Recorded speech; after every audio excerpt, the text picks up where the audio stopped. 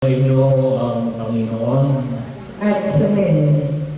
kanina po umaga ay nagmisa sa mga katekista doon sa Domos. At pagkatapos ng misa ay may mga grupo ng mga ibang tao na pilgrimage doon sa parokya ni San Juan Bautista sa Domos. Sabi na ipagdasal ko sila. Tapos kung ipagdasal, sabi nila na parang alam ni Father na kami ay dapat na magpahayag ng katotohanan. Yun pala, ay mga mamamahayag ng iba't ibang outlet na pagpapahayag. Mga ang tawagin natin ngayon ay hindi ko lang malaman kung ano yung mga outlet kasi nabanggit.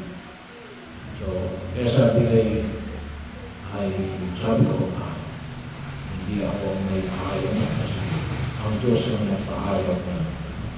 At hindi mo naman yung ating Ebanghelyo ngayon. So, tamang-tama rin naman, yun ay parokya ni San Juan Bautista. No? Yung paanyaya na magpahayag ng katotohanan. Bahagi yun. No? Kaya medyo malakas yung hamon. Well, sa kanila, ay talagang malaki yung pagtimo yun kasi trabaho talaga nila yun bilang mga mamamahayag, either through newspaper o kung tawagin natin ngayon, mga digital na pamamaraan, internet. So, pero dahil lahat ay may tungkuling magpahayag ng katotohanan kasi yun ang trabaho na ginawa ni Juan Bautista, na pagsabihan ang kanyang mga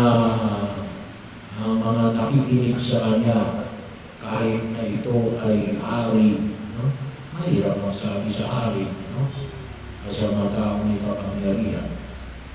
Hindi mabuti na kunin mo ang asawa ng iyong kapatid. Yan ay nababag sa Diyos. Well, katotohanan doon. Na kung saan ay nawa ko ay panghawakan natin ngayong panahon na ito. Ang isa rin sabi ko nga, ay sa mga katekista, isa rin bahagi yun ng hamon. Kasi nagpalabas pala na yung college level dito sa LSPO na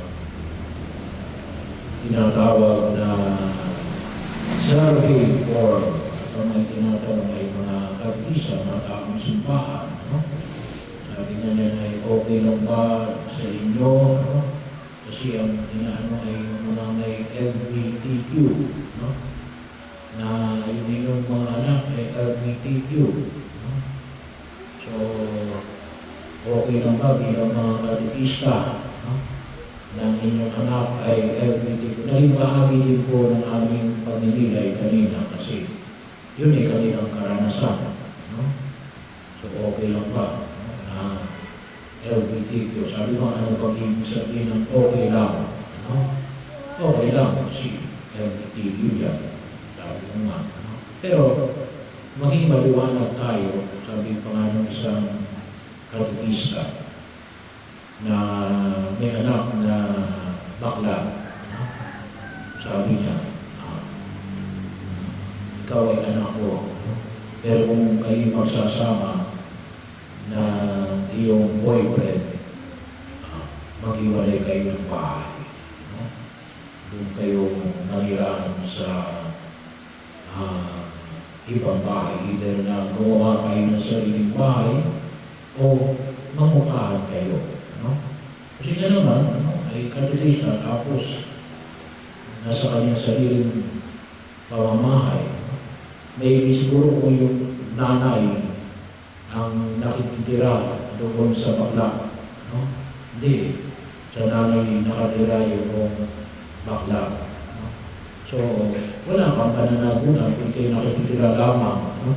Hindi mo na pwede paalisin yung may-ari. No? So, bahagi yun. No? Medyo, sabi nga natin, ay medyo yung katotohanan ay kung talagang panghahawakan natin, ay medyo may nibid. No? Lalagay sa atin ng katatayuan na dapat natin bigyan din ng kahalagaan. Sapagkat bahagi iyon ng pagtanggap ng katotohanan. Sabi ko rin naman doon, no? Sana magsentro tayo kasi ano ba yung katotohanan? Hindi issue yung norm, no? Yung bakla ka ba o hindi, ano yung maliligid na dapat na maging issue. Eh kung ano yung batas ng simbahan, ano yung batas ng simbahan? Huwag kang mangangalunya. No? Babae ka man, lalaki ka man, bakla ka man, o tomboy ka man. No? Yun ang ipinagbabawal. No? Hindi mo asawa yun. No? Kaya bahagi o na kung saan, isa na yan. No? Pero ano yung hamon na namamakita natin? Una, no? Ay dapat may ilawa. Una ay dapat maging maliwanag sa atin kung ano yung katotohanan. No? Makita natin kung ano yung katotohanan. Kasi baka mamaya malabo sa atin kung ano yung katotohanan. No? Nalawa makita natin. Kasi kung halimbawa doon sa halimbawa natin, no? Eh, hindi naman natin dinidiscriminate. No? Ang pinag-usapan natin dito ay kasalanan. Dahil yung kasalanan, hindi yung pakikiyapit. No? Babae ka man o lalaki. Bakla ka man o tomboy. No? So yun, no, yung makipaliwanag ko sa atin. Kaya dapat makita natin na bahagi yun na may pamanik natin. No? Kaya yung unang trabaho natin ay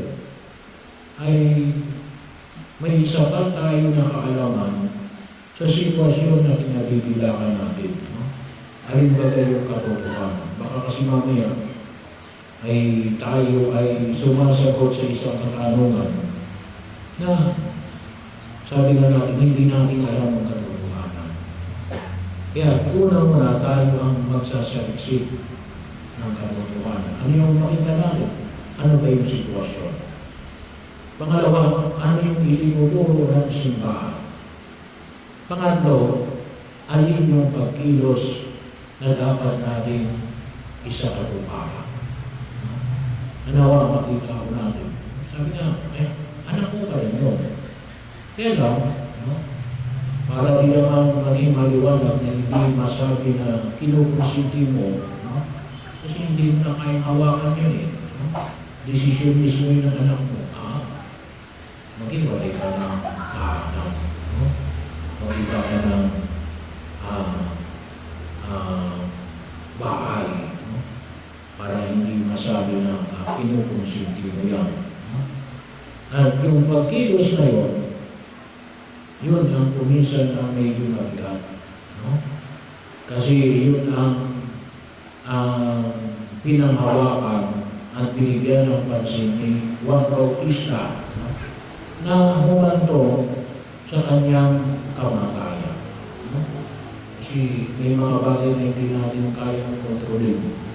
Pero ano yung naliwanag?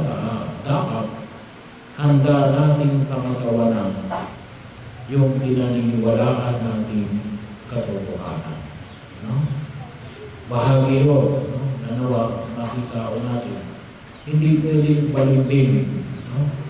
Hindi pwedeng tayo ay balimbing. Kasi sa oras na balimbing, sabi na natin, we might be sending the wrong signal. No? Baka ang ibigay natin ay maling signal. Kahit na sabihin natin, marami tayong sinasabi, no? Marami tayong paliwanag, pero mabigat rin eh. Katulad ng halimbawa ng example na yun. No? Kaya nasabihin na, pinasasabihan ko naman yung anak ko, pagkatapos, nasa iyo pa rin nakikitira, hindi niya nirespeto yung pamantayan ng magulang o ikaw bilang magulang, hindi mo ipinapakilala sa anak mo kung ano yung kahulugan ng katotohanan. Kinakailangan, hindi tayo pwedeng maging palimbing sa katotohanan. At handa tayo na pangatawanan ang katotohanan. At maaari ito ay rin humantong sa mga taong gagawa sa atin ng kasamaan o sabi nga natin, no? Maaari humantong katulad ng nangyari kay Juan Bautista. Pero handa siya roon. Bakit? Kasi maliwanag sa kanya, lalo, ayun ang katotohanan na tayo tinatawag ng Diyos na magiging katotoo ng katotohanan. Nakakalungkot na yung panahon na ito, nababayaran ng katotohanan. Nababayaran ng katotohanan. Lalo-lalo na ngayon, darating ang eleksyon. Bahagi yun yung makita ko natin.